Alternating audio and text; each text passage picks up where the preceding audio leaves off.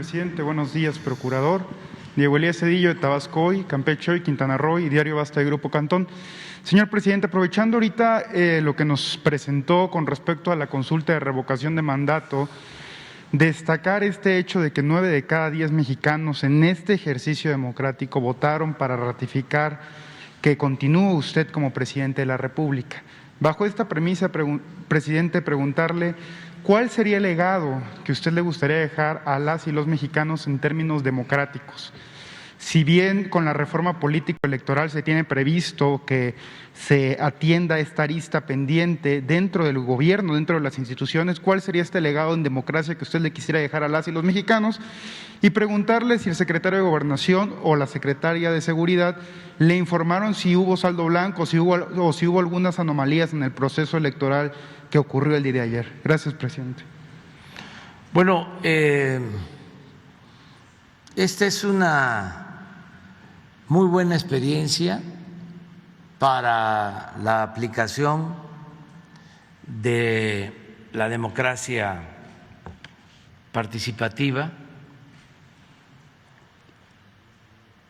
Con la reforma que vamos a presentar, con la reforma electoral, se van a considerar algunos aspectos para facilitar el que pueda ser vinculatoria. Pensamos que es muy alto lo del 40% de participación. Ahora participó mucha gente, pero no pasó del 18%, 17, casi 18%. Entonces, sí podría reducirse a que no sea el 40, a que sea el 30 y si se puede el 20. Eso sería lo mejor. Si no es posible el reducir el porcentaje de participación para que sea vinculatoria la consulta, pues quedaría también a la voluntad del presidente, sea hombre o sea mujer. Yo dije que no importaba si no votaba el 40% de los ciudadanos, que si perdía me iba, porque también, aunque se trate del 18 o del 10, si se pierde, ¿cómo se gobierna? Ya es muy difícil. No se puede gobernar sin el respaldo de los ciudadanos. Por eso es más cercana a la democracia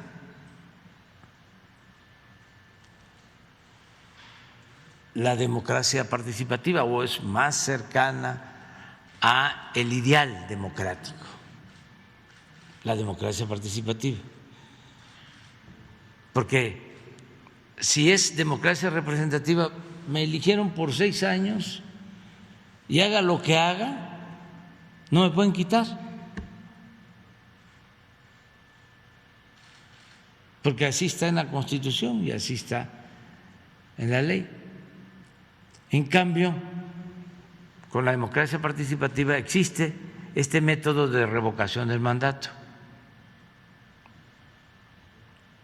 Y esto obliga a quien esté en la presidencia a actuar con rectitud, con honestidad, a no darle la espalda al pueblo, a no robar, a no ver el presupuesto como un botín, porque la gente no se lo permitiría. A los 3 años, para afuera.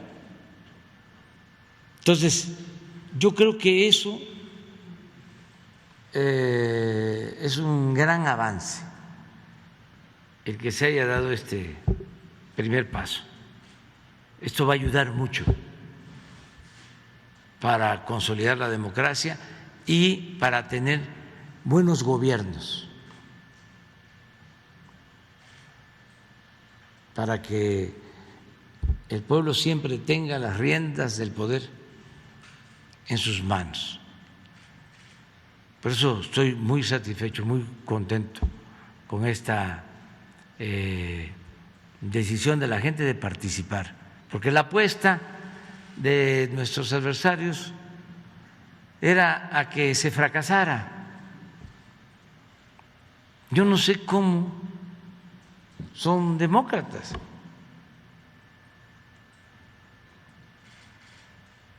Porque si son demócratas calculadores, interesados, si van a buscar la democracia solo cuando piensan que van a sacar provecho,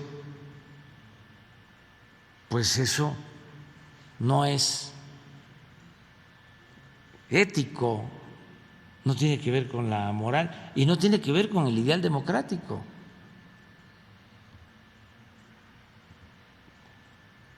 Es muy lamentable que haya todavía esa postura y también muy lamentable la actitud del INE. Debería de estar ahora celebrando si no hubiese puesto obstáculos. No pudieron, a pesar de que no estaban de acuerdo con la revocación del mandato, estaban en contra. Una paradoja que los que deben de estar promoviendo la democracia actúen de manera antidemocrática. Pudieron resolver el poner las casillas, pudieron resolver el difundir más la consulta, firmando acuerdos con los medios de comunicación, organizando debates. Pero no hay dinero y por lo mismo pues no hay consulta. Hubo un partido, Morena, que devolvió 500 millones de pesos y no quisieron aceptarlo. Tuvo que haber una modificación y se aprobó que sea reingresado ese dinero al gobierno federal, a la tesorería, para obras en beneficio de la gente afectada por inundaciones o por otros siniestros. Y en eso se va a utilizar ese dinero que aportaron. Pero bueno, había la forma de difundir más, de promover más. Los mismos dirigentes de los partidos que calcularon, no vamos a ganar. Y si no vamos a ganar, pues no participemos. Entonces, la democracia es ganar y ganar y ganar y ganar y ganar. No, la democracia es hacer valer el derecho que tiene el pueblo a elegir libremente a sus autoridades y tomar las decisiones que más convengan al interés de la nación. Eso es la democracia. Entonces, pues es iniciar una etapa nueva. Acuérdense que estamos dando los primeros pasos en materia de democracia. México es de los países más atrasados del mundo en materia democrática. Siempre hemos hecho el repaso, pero no se debe de olvidar, sobre todo para los jóvenes, durante 3 siglos, desde que nos invadieron los europeos, los españoles, pues se estableció un sistema virreinal. La monarquía española nombraba a virreyes para dominar México. Desde luego, pues no había democracia. 300 años. Los virreyes nombraban a sus representantes en las regiones del país, en las provincias, les llamaban alcaldes mayores. Con la independencia se inicia un proceso en busca de la democracia. Hay una república federal, pero solo un presidente electo termina, Guadalupe Victoria, el primer presidente de México, termina su periodo de 4 años, porque antes no eran 6 sino 4, y de ahí ya no hay democracia. Cambia el sistema federal por el sistema centralista y entra a la escena política Antonio López de Santana, que en ese periodo, la primera mitad del siglo XIX, es 11 veces presidente de México. Luego hay, después de la Guerra de Reforma, después de la invasión francesa, se restaura la República y hay 10 años de apego a la Constitución, de legalidad, de periodismo libre, con el presidente Juárez y con el presidente Lerdo. Pero eso se termina con una toma del poder encabezada por Porfirio Díaz, con la bandera de la no reelección, 1876. Toma el poder y manda al exilio al gobierno legal, legítimamente constituido, encabezado por Sebastián Lerdo de Tejada. Y se queda de 1876 hasta 1911 como hombre fuerte, 34 años. Viene la revolución y ese hombre excepcional, Francisco I. Madero, que se adelanta a su tiempo y que llama al pueblo a tomar las armas para derrocar la dictadura porfirista con el lema sufragio efectivo, no reelección. voto efectivo, que efectivamente sea el pueblo el que elija a sus autoridades. Asesinan a Madero, por eso es el apóstol de la democracia, y ya hacia adelante no hay democracia. Don Daniel Cosío Villegas, y lo repito, decía, ya no está don Porfirio, pero quedó doña Porfiria, porque en los años posteriores a la Revolución Armada se constituye un partido único en 1929 que agrupa a todos los partidos regionales, hace un solo partido, y ese partido, aunque se transforma con el tiempo, domina por 70 años. Luego se piensa, bueno, ¿qué pasaba en todo ese tiempo? ¿Quién elegía? Pues el presidente, los gobernadores. Desde la época de Porfirio Díaz se estableció la regla de que el presidente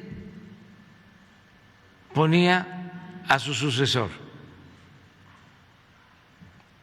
a los diputados federales y a los senadores, y a los gobernadores. Y los gobernadores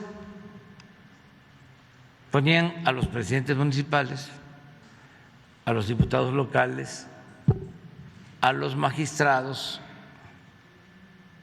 del Tribunal Superior de Justicia de los estados. Así era, así fue, hasta hace poco.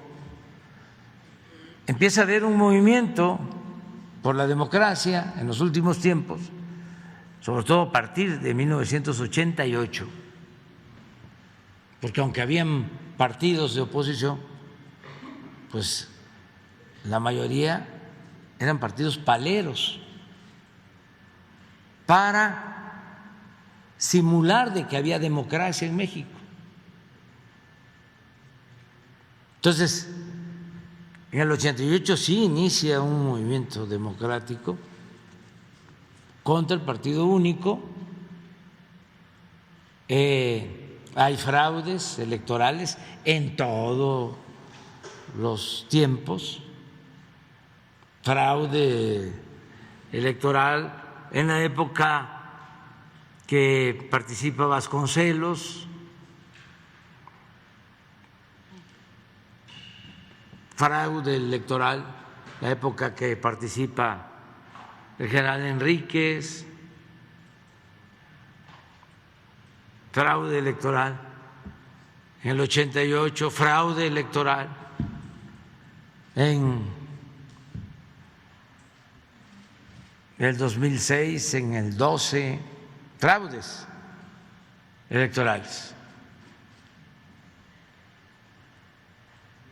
La gran decepción es que se triunfa por primera vez, la oposición gana la presidencia en el 2000 y no hay cambios. Desde luego sigue el mismo modelo económico que ya se había implantado desde Salinas. Continúa con Fox, ya lo hemos dicho aquí, el secretario de Hacienda de Fox había estado de subsecretario de Hacienda de Salinas, Gil Díaz, y continuó lo mismo. Y luego no solo mantienen la misma política económica antipopular, entreguista,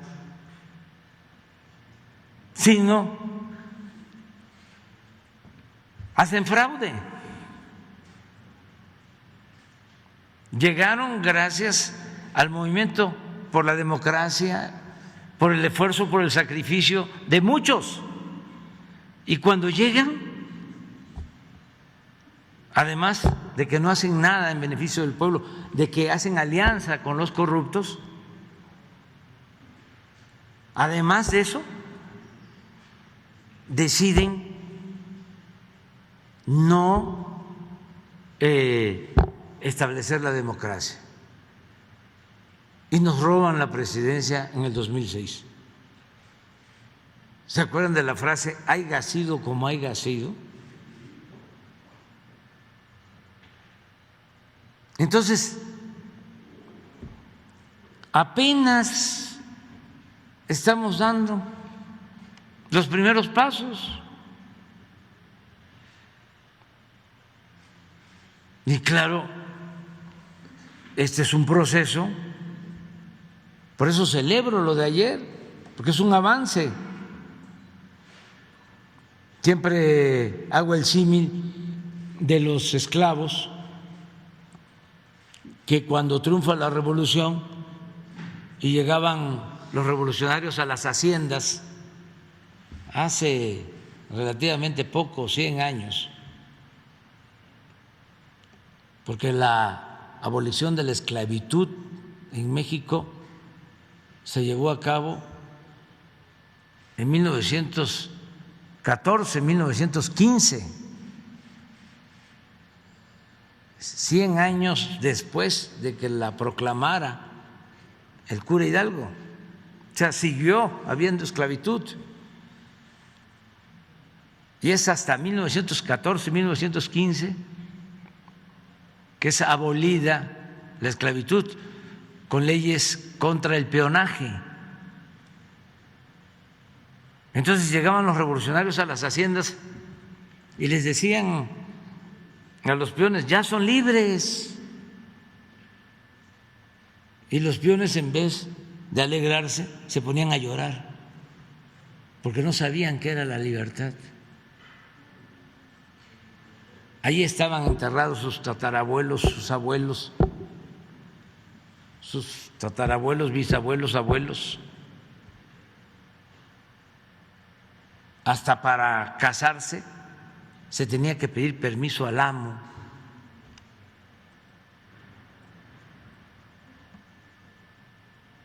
Tuvo que pasar un tiempo para que la gente empezara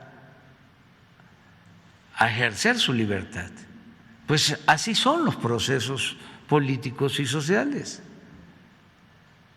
Entonces ayer avanzamos y vamos a seguir avanzando. Claro, imagínense los que tienen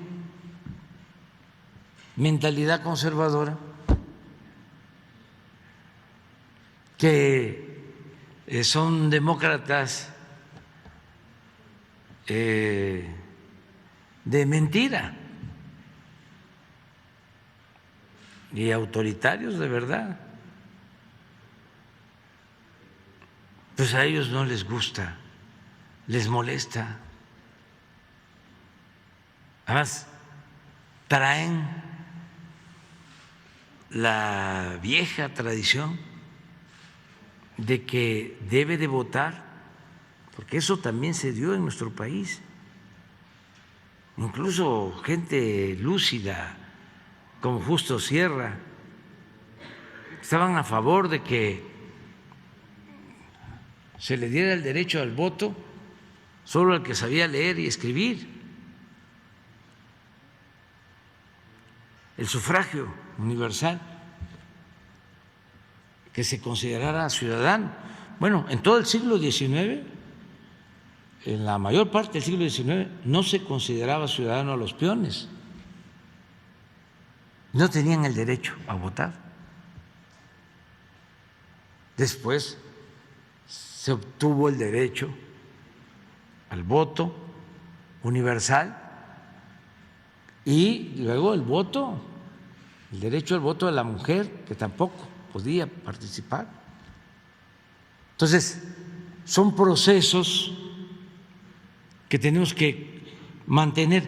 se puede decir, ¿y qué tiene que ver esto de la democracia con mi trabajo, con mis ingresos, con la posibilidad de que mis hijos estudien o que yo tenga oportunidad de curarme y también mi familia? Tiene que ver mucho, mucho, mucho, mucho. Porque si hay democracia, hay justicia, hay honestidad.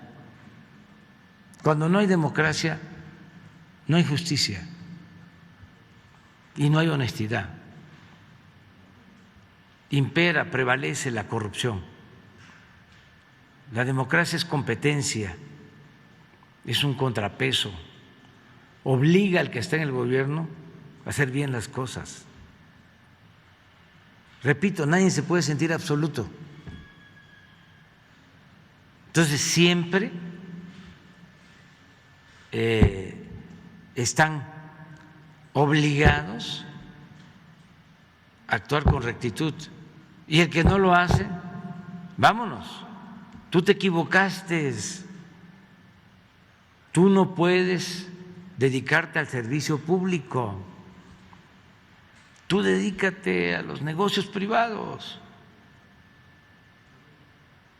no te dediques a la política, porque la política es un noble oficio que ni los más sucios políticos han podido mancharla. No confundas política con politiquería, son cosas diferentes. La política es lo que le permite al ser humano ponerse al servicio de los demás, ayudar a los demás, es servir y es un imperativo ético. Entonces, a ver, no cualquiera, yo quiero ser presidente municipal, yo quiero ser gobernador, yo quiero ser diputado. ¿Y cuáles son tus ideales? ¿Y cuáles son tus principios? ¿Y le tienes amor al pueblo? ¿O estás pensando nada más en ti, en cómo enriquecerte, en cómo sentirte superior o muy importante? Pues eso no tiene nada que ver con la política. El poder, repito, solo tiene sentido y se convierte en virtud cuando se pone al servicio de los demás. Entonces, lo de ayer fue una muy buena lección de democracia. Eso es lo que puedo comentarte. No.